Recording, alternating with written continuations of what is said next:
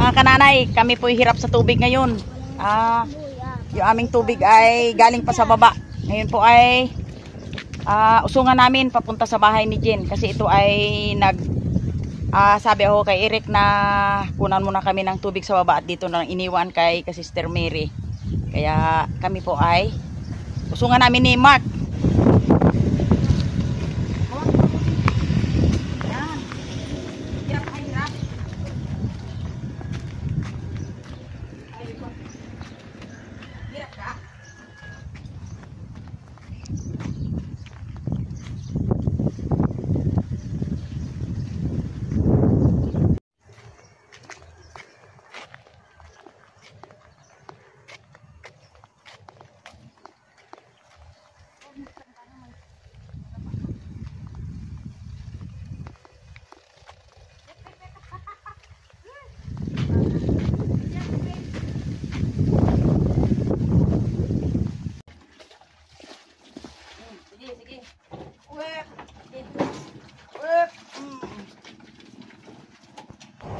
Ay mga kananay, dito naman po kami papunta sa baba kasi dito sa amin napakahirap ang tubig. Doon po kami maligo sa baba, doon sa aking bahay na medyo sira-sira na.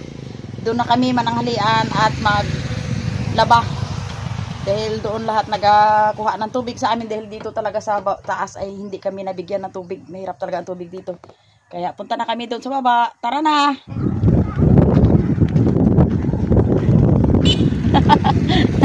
Hey, punta na kami sa baba. Yan. Hindi pa gaanong makalmada dito sa amin ang dagat. Kaya hindi kami makapalaot. Sarili maligo, maglaba doon sa baba kasi dito sa amin ay wala ng tubig. Yan. Yung dagat, malalim ang dagat ngayong umaga. Sa amin malabo pa. Yan. Pasang hangin.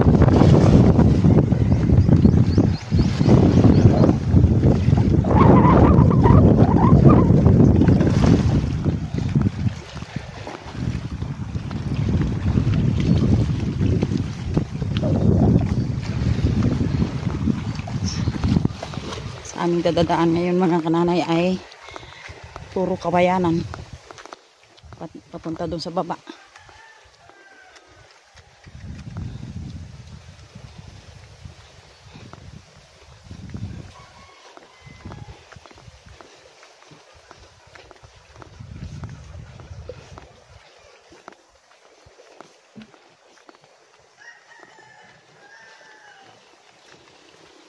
Ayan po, dito na kami sa baba at si Jen po ay nagapanglinis ng dito sa alikabok. Daming alikabok. At saka naman po si Angel ay nagawalis ng mga tuyong dahon dito na gahulog. Yan. At saka naman kami ni Mark ay kukuha po kami ng gabi na aming iulam ngayon dahil wala kaming ulam. Kaya yung maliliit na gabi ang aming iulam dito para lang makasurvive sa tanghalian. Okay?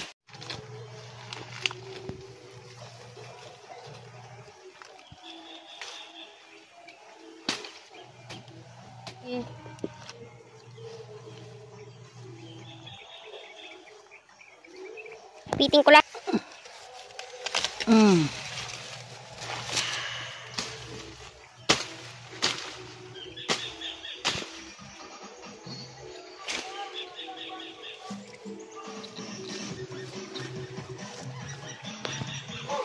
Po mga kananay yung aking nakuhang gabi. Pinaskaw.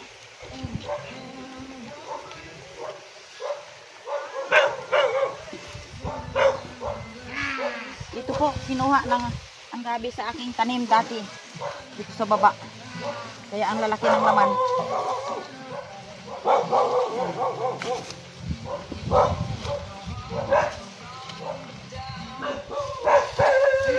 Ito, mga kananay. Medyo PixArt. Ang tao dito sa aming probinsya ay nakasimangot nang dahil sa sobrang init ng panahon. Mga kananay, kami po ay pamulot ng bunga ng sampalok panglibre sa lahat kung pwede sa isang araw ay libre. Libre na hindi ka na bumili. Yan. Nabili po kami ng ito po. Ang daming bunga ng sampalok pala eh. Yan. Ba't tayo bibili pa? Ay dito na ang libre. Yun. Teka. Ayan po mga kananay. Ito po. May libreng sampalok. Yan. Teka. Hanap tayo dito pa oh. Yan ang malaki oh. Yan. Meron pala dito bunga ng sampalok. Ngayong panahon mga kananay ay kung may libre lang naman dyan nga may ulam mo, maglibre na lang. Na para hindi ka na magastos. Kasi kung sa isang araw ay puro ka lang gastos at wala na ka naman kita, ay nako, mamulubi ang Pilipino. Kaya ito ay parang practical na rin ito. Kaya mamulot na lang kami ng bunga ng sampalok para makalibre. Yan, hindi ako nakapagdala ng hindi ako nakapagdala ng lalagyan kaya dito na lang. Ganito kami noong unang panahon. Yan. May libreng sampalok. Yan po.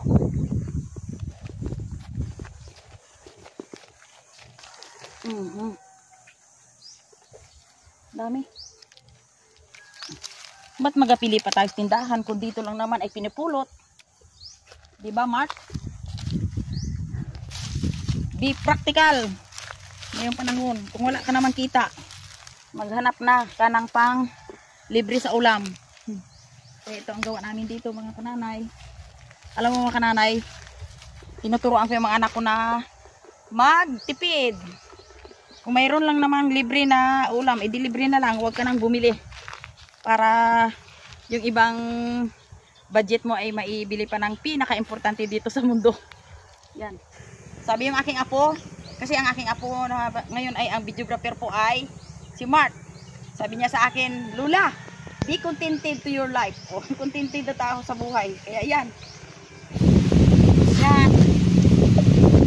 Malaking laman. Laman, malalaki ang laman.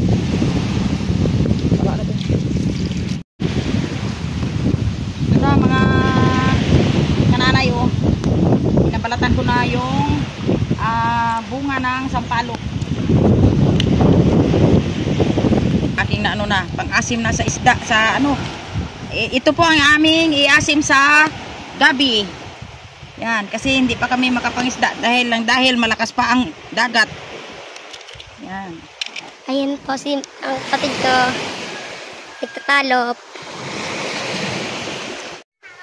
Nang dahil sa walang tubig doon sa amin mga kananay sa taas, kay kasister ay naisipan kong dito na lang ako maligo. Kasi napakahirap doon nga ang tubig. Kaya dito sa akin, sa dati kong bahay na medyo may kalumaan na ay sagana dito sa tubig. Kaya dito muna ako maligo. Okay. Ding, hanap tayo ng ng sangkalan. Sangkalan talaga. Oo, marami doon. Ayan po yung aking mga apo. Yan, nagsipaligo na sila. Si Mark, si Angel at saka si Angel Faith. Yan. Samantala yung kanilang mga kasamahan doon, yung mga kapinsanan ay naliligo din. Yan. Huwag lang kayo mapunta sa malalim. Dito lang kayo sa mababaw. Yan. Samantalang si Jean ay kasalukuyang nag-aayos ng aming pagkain, aming ulam na libre. Talbog pa eh. Yun. Yan. Aming ulam. Wala nang dahon yan din. Di lagyan natin. Di na. Yan na lang. Yan. Ang lalaki ng laman ng aking gabi, mga kananay, oh. Yan. Eh, dito sa probinsya, mga kananay, ay be practical lang tayo. Kakain tayo na walang gastos. Libre. Yung bunga ng sampalok na tuyo. Sarap to.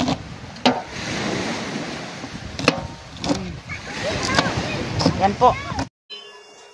Magpapakulo muna po ako ng tubig para sa aming sinigang na gabi with hipon. Sampalok, kamatis, sibuyas, Tsaka luya. Ayan po, nilagay namin ni Jean ang gabi. Yan. Medyo marami-rami. Sakop na yung aming panghapunan. Hapunan. Dito kami mga kananay sa amin. Ay, kapang ipon ay ito talaga ang aming buhay dito. Ayan, nakaligo na ako. Galuto si Jean ng ano? Loko ka. Walo na yung aming gabi na Sarap. overload. Overload. At litaw na ang barko. Dahil Siguradong sa dami ng mukbangin sabaw. ang abutin niya nito mga kananay. Yan, Lalagay paglulagyan ko ng na yung hipon. Ito po mga kananay, yung hipon ay binigay po ng aking panganay, kay Sister Mary. Libre Yan. yung aming gabi. Libre pati hipon.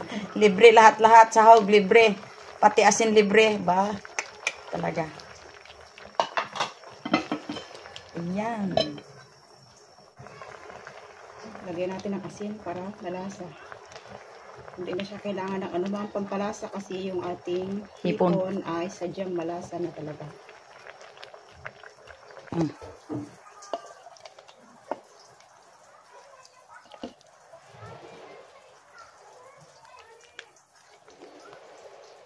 Ito yung gabing pangmalakasan na gabi ni nanay.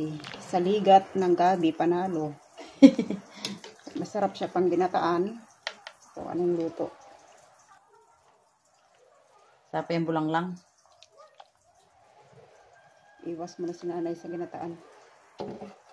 Po mga kananay, tapos na po yung pagluto ni Jen at kami kakain na. Yan. Kain tayo. Oh, Beng, kain ta. Kain ta, halika. Wala, puso kami ng kilas ko. Ga-picnic. Picnic ha. Picnic. Sarap. Masim-masim.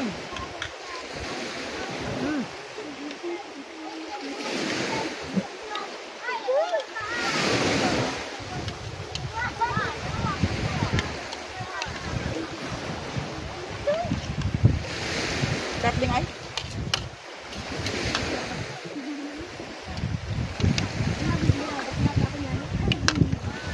Ang kumalat. Kuman maalat na dar. Mga kananay, oh, kain tayo ng pepino. Buyong-buyong nga lang.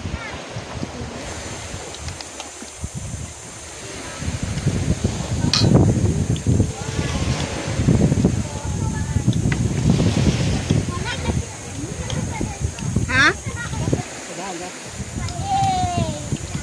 Sarap ang kanin kasi magandang pagkaluto. Dagad sa apoy.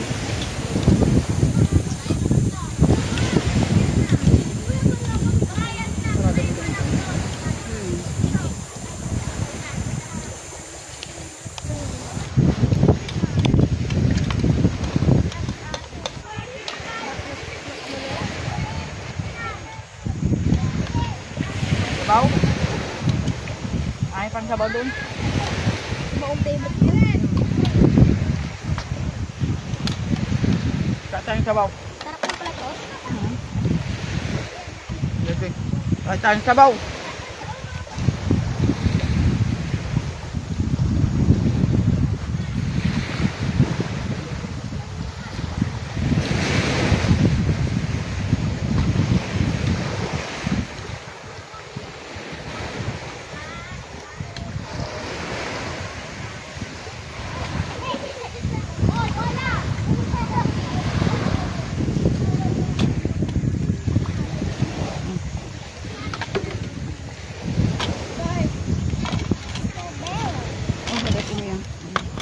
Sinabawan ko. Ha? Kung sinabawan pagkalaong kayo mo. Akon. Luto talaga. Ay, tapos na si Angel? Tapos. Ang dali lang makatapos si Angel.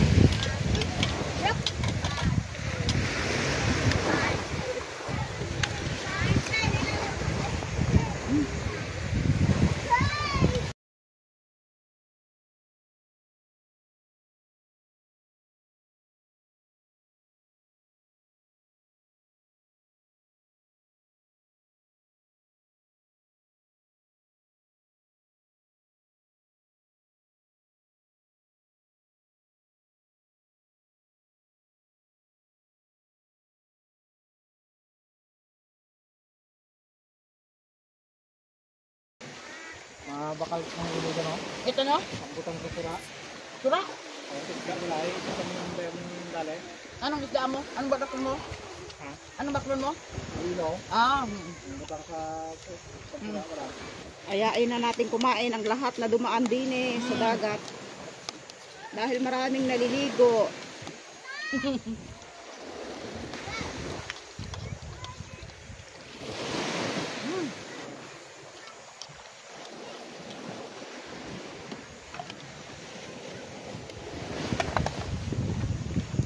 sarap kumain sa tabing dagat, mga kananay.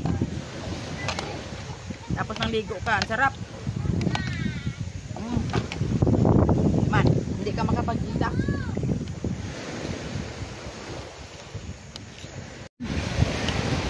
Outfit ako. Malapit na kami magtapos ng kain. So ay, bago kami magtapos ay shoutout ko dyan sa nagbisita sa amin ng isang araw.